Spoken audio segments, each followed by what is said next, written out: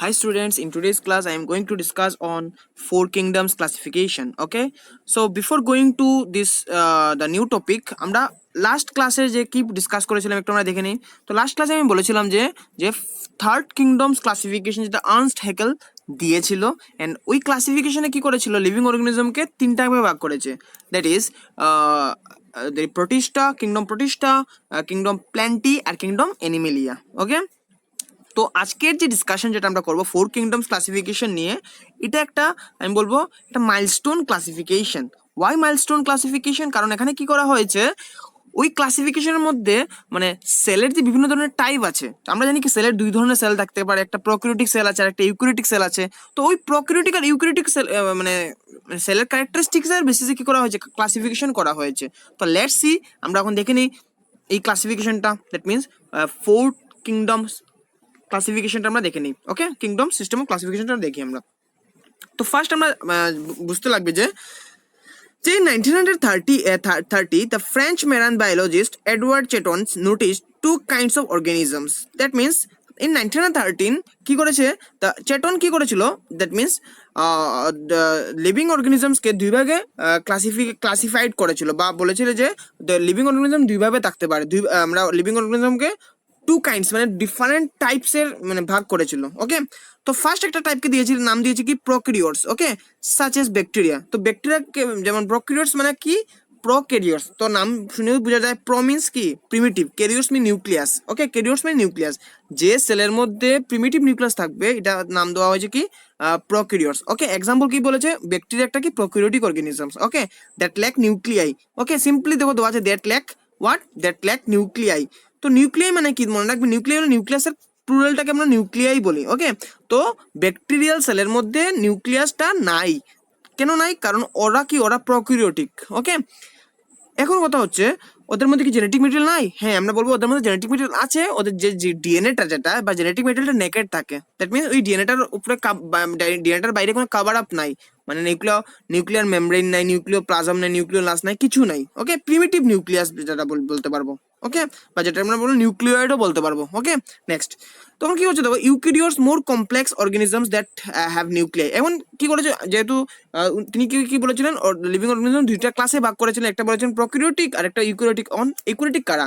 এখন you means true, যার মধ্যে নিউক্লিয়াস, ট্রু নিউক্লিয়াস আছে। নিউক্লিয়াস ছাড়াও সেলের স্ট্রাকচারটা সো অ্যাডভান্স, মানে ওদের সেলের মধ্যে আমি বলবো সাইটোপ্লাজম আছে, মাইটোকন্ড্রিয়া আছে, গোলগি বডিজ আছে, দেন এন্ডোপ্লাজমিক রেটিকুলাম আছে, নিউক্লিয়াসের মধ্যে নিউক্লিয়ার মেমব্রেন আছে, নিউক্লিওপ্লাজম আছে, নিউক্লিওলাস আছে। মানে ট্রু আমি ট্রু সেন্স যদি বলি, ট্রু নিউক্লিয়াস যার মধ্যে আছে তাকে নাম দেওয়া হয়েছে কি ইউক্যারিওটিক সেল। ওকে, তো এখন হলো প্রোক্যারিওটিক কারা আর ইউক্যারিওটিক কারা। সিম্পল, আমি যদি বলি প্রোক্যারিওটিক হচ্ছে শুধু ব্যাকটেরিয়া। ওকে, প্রোক্যারিওটিক হচ্ছে যারা ব্যাকটেরিয়া, যে গ্রুপটা হলো কি ইউনিসেলুলার, মানে ওদের গ্রুপের মেম্বারগুলো সব কি ইউনিসেলুলার, আর সবগুলো মেম্বারগুলো কি, ওদের নিউক্লিয়াস গুলো কি সব প্রিমিটিভ ক্লাস অফ নিউক্লিয়াস। ওদের মানে নিউক্লিয়াসটা বলো ট্রু নিউক্লিয়াসটা নাই ওদের মধ্যে।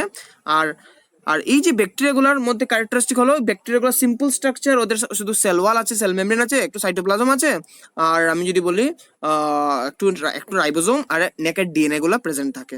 তো এইগুলো ফার্স্ট নোটিস কে করেছিল, এডওয়ার্ড চেটন। ওকে, তো ওনার মানে এই নোটিশটা কখন পসিবল হলো, যখন ইলেকট্রন মাইক্রোস্কোপ গুলো ইনভেন্ট হয়ে গেছিল। ঠিক আছে, তো নেক্সট আমরা দেখে নিই। তো ওনার যে ওনার ফাইন্ডিংস গুলো নিয়ে কি করেছিল আরেকজন বায়োলজিস্ট, যার নাম কি আমেরিকান বায়োলজিস্ট কি হার্ভার্ড এফ কোপল্যান্ড। ঠিক আছে, কোপল্যান্ড একজন বায়োলজিস্ট, নিয়ে কি করেছিল দেখো, made a fourth kingdom call monera. উনি কি করেছিল, আরেকটা কিংডম বানিয়ে দিয়েছিল, কিংডমের নাম দিয়েছে কি মনেরার নাম দিয়েছে। এই মনেরার মধ্যে শুধু কাকে রাখা হয়েছিল, এই মনেরার মধ্যে রাখা হয়েছে শুধু আমি বলবো প্রোক্যারিওটস গুলাকে, যেগুলো ইউনিসেলুলার প্রোক্যারিওটস, মানে ওই অর্গানিজম গুলোকে রাখা হয়েছিল। ঠিক আছে, এখন কথা হলো এই মনেরাটার মধ্যে যে মেম্বার্স গুলা, এটা মেম্বারটা কোথা থেকে আসলো, তো আমরা দেখিনি মেম্বারটা কোথা থেকে আসলো। Let's see. তো আমরা জানি কি অ্যাকর্ডিং টু লাস্ট ক্লাসিফিকেশন আমরা দেখেছিলাম যে যে যেখানে কি করা হয়েছিল, তিন ভাগে ভাগ করা হয়েছিল লিভিং অর্গানিজমকে, protista, kingdom animalia, kingdom plenty.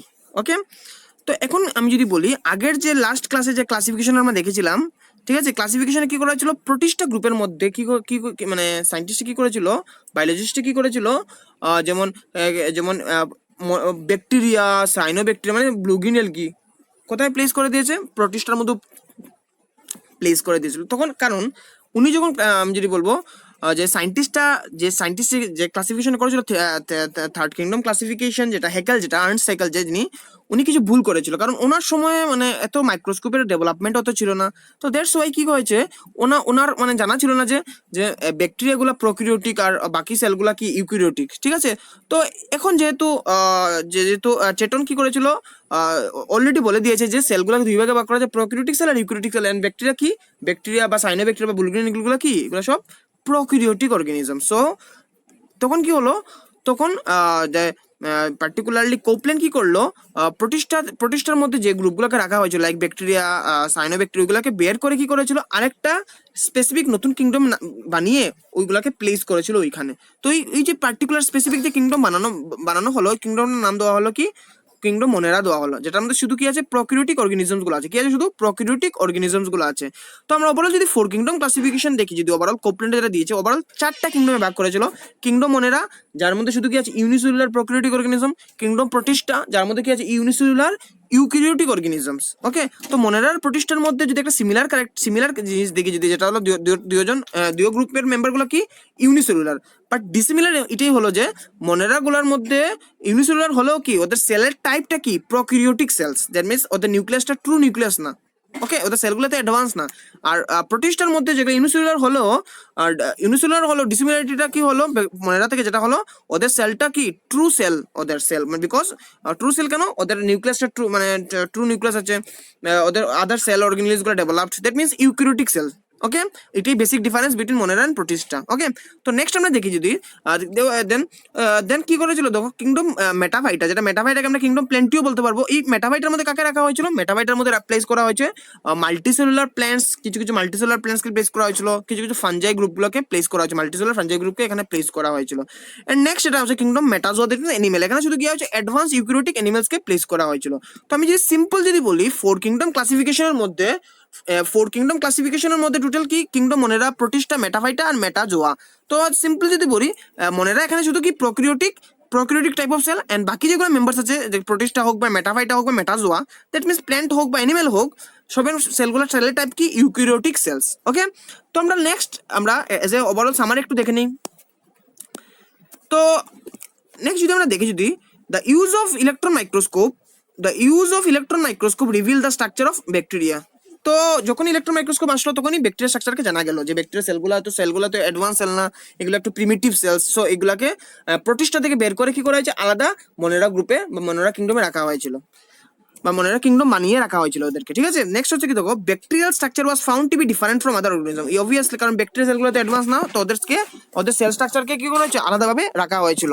The bacteria were called prokaryotes since they did not have true nucleus. Obviously they are called prokaryotes because they do not have any true nucleus. Okay, the other organisms were called eukaryotes since they had a true nucleus. যেহেতু তার মধ্যে কি আছে, তার মধ্যে true nucleus আছে, তো আদার গ্রুপগুলোকে বলা হয় কি ইউক্যারিওটিক। যেমন প্ল্যান্ট হতে পারে, অ্যানিমেল হতে পারে, ফানজাই হতে পারে, প্রোটিস্টা হতে পারে, যাদের ওদের মেম্বারের মধ্যে কি আছে, ওদের মেম্বারের মধ্যে ট্রু নিউক্লিয়াস আছে, সেলগুলো তো অ্যাডভান্স, সেই জন্য তাদেরকে ইউক্যারিওটিকের আন্ডারে রাখা হয়েছিল। ঠিক আছে।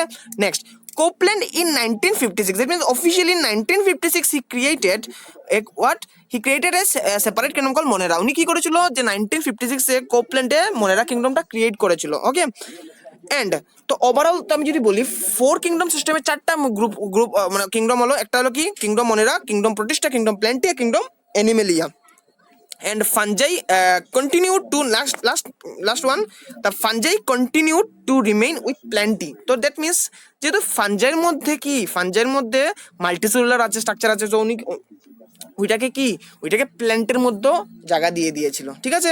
তো আমরা নেক্সট যখন যে কিংডম ক্লাসিফিকেশন পড়বো, যেটা 5 কিংডম ক্লাসিফিকেশন পড়বো, এখানে দেখবো যে ফানজাইকেও কি করা হয়েছে, প্ল্যান্টি থেকে বের করে আলাদা একটা কিংডমে রাখা হয়েছে। তো এটা আরো ইন্টারেস্টিং, এটা নেক্সট ক্লাসে আমরা এটা নিয়ে ডিসকাশন করব। Okay, and for note visit this blog, and for any enquiry you can contact with me with this email, and next, with this motivational thought, I am going to end this lecture. If you want to be more powerful in life, educate yourself. It's that simple. Okay, and good luck.